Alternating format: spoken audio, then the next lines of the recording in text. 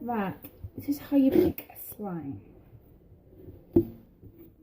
You can put a fair little bit in, or you can put a lot in.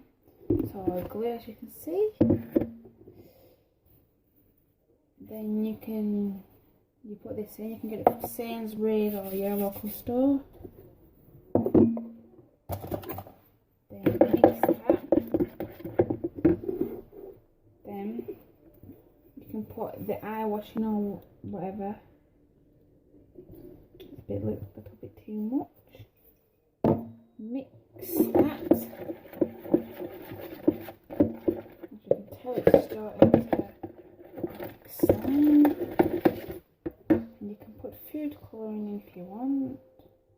A bit too much, but it doesn't matter. That stinks.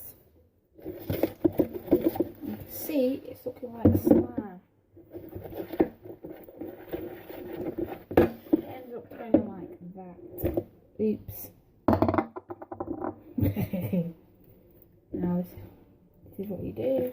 That was meant to happen, so don't worry guys. And then you just do this to make it all slimy. In a minute it should start looking like slime. You can get it from your local store.